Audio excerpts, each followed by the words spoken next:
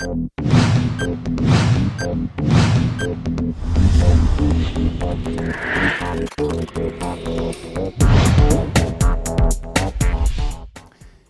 pessoal, tudo bem? Sejam bem-vindos aqui mais uma aula no Gran Cursos Online, Projeto Exame de Ordem.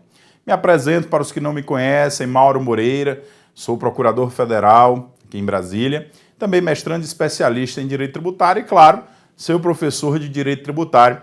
Seguiremos aqui com algumas dicas regressivas, tanto para a primeira fase como para a segunda fase do seu exame de ordem. Você já deve ter percebido nos seus estudos, e eu sempre faço isso, eu nunca gosto que o meu aluno decore. Eu quero que o meu aluno ele entenda a matéria, ele raciocine o direito tributário. A sua prova da FGV na parte de direito tributário, basicamente ela vai querer saber se você interpreta o direito tributário de forma lógica, de forma que seja aplicado o direito tributário na prática. E o direito tributário nada mais é do que uma relação jurídica, que é chamada de relação jurídica tributária ou relação jurídico-tributária, entre o fisco, que é o poder público, União, Estados, Distrito Federal e municípios, e um particular. Esse particular que é definido como sujeito passivo, podendo ser tanto um contribuinte, que tem uma relação pessoal e direta com o fato gerador, como também o responsável tributário. Só que no meio dessa relação jurídico-tributária existe algo que está sendo cobrado, um valor. E esse valor ele é cobrado decorrente de uma obrigação tributária, no caso principal, obrigação de pagar, em razão da ocorrência de um fato gerador, no mundo concreto. O direito tributário traz uma previsão abstrata de uma hipótese de incidência, por exemplo, circular mercadoria.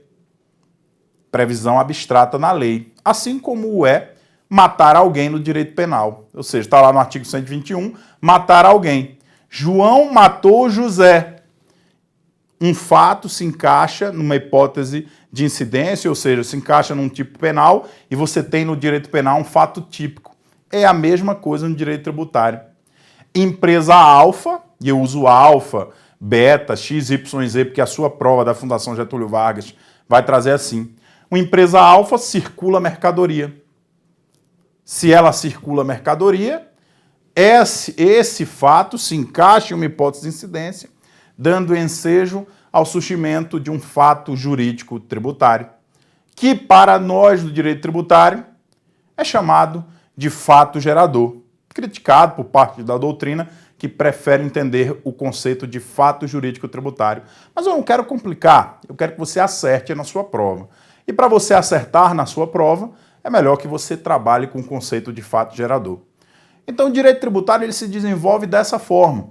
Um fato que acontece no mundo concreto, se encaixa em uma hipótese de incidência, surge o fato gerador que dá ensejo à obrigação tributária.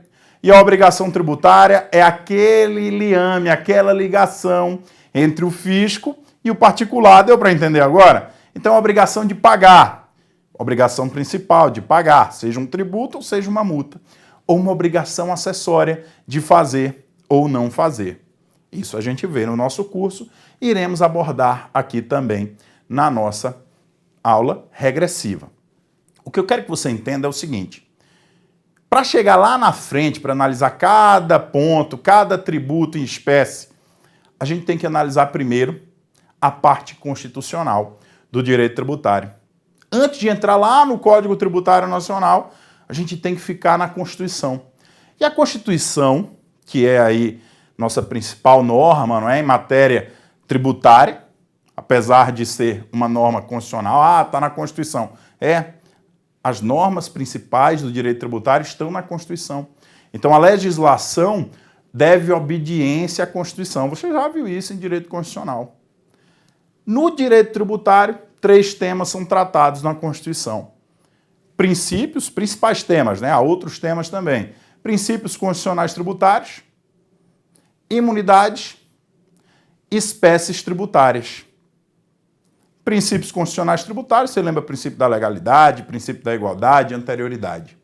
Imunidade, você lembra de imunidade recíproca, você lembra de imunidade de templos, de qualquer culto, imunidade religiosa, o conceito de imunidade religiosa, imunidade de livros, imunidade musical, imunidade de partidos políticos. E o terceiro tema da Constituição, na minha ótica, é o mais interessante. Por quê? Porque a minha aula começa dele. O professor Marcelo Borges, que é um super professor, começa com a parte inicial da Constituição e eu entro com espécies tributárias. Quais são as espécies tributárias no direito tributário?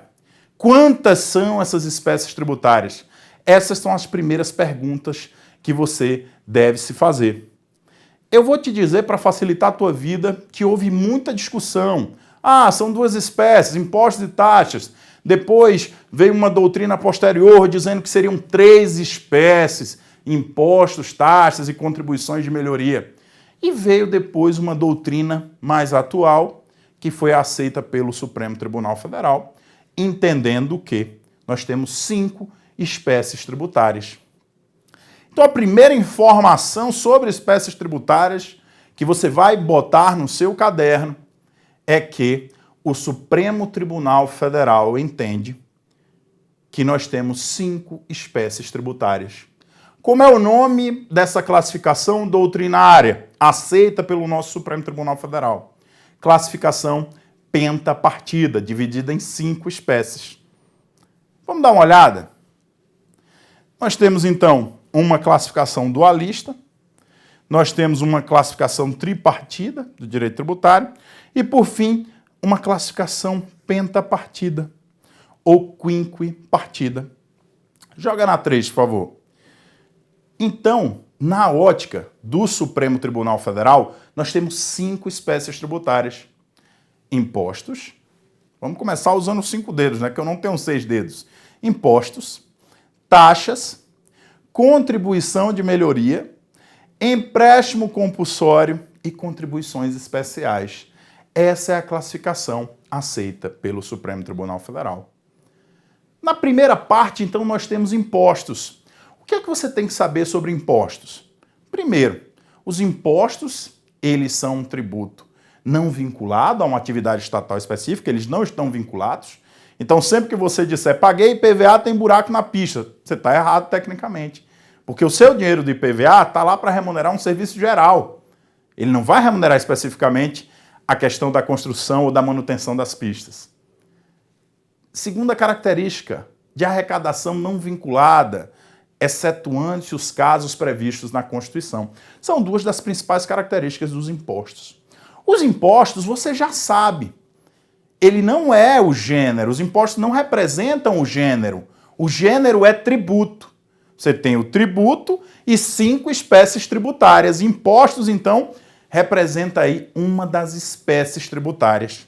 Dentro da lógica dos impostos, joga aí no nosso slide, nós já vimos então que imposto é um tributo, que é o gênero, cuja obrigação tem como fato gerador uma situação independente de qualquer atividade estatal específica. Então, ele é não vinculado, de arrecadação não vinculada. Presta-se ao financiamento de atividades gerais. É por isso que você não pode dizer que pagou IPVA e está esburacada a pista. Então, ele remunera o quê? Os serviços gerais universais, que não gozam de referibilidade. O que seriam serviços gerais? Serviços gerais, nós temos segurança pública, saúde pública. Isso são serviços gerais. Não há uma referibilidade. Você vai pagar o imposto, ele vai para um bolo maior e lá ele é dividido aí de acordo com o orçamento do Estado. Estado que eu falo, União, Estado, Distrito Federal e municípios. Então, a primeira característica que você tem que ter em mente são tributos que remuneram serviços gerais. Os impostos, então, representam essa espécie tributária. Segunda característica, eles são não vinculados, não têm uma referibilidade. Terceira característica, eles têm arrecadação não vinculada, certo? Excetuando os casos previstos na Constituição. Encerro aqui essa primeira dica regressiva. E na volta, a gente volta com um estudo específico de alguns impostos para que você tenha uma visão mais ampla do tema. Um abraço e voltamos na próxima dica.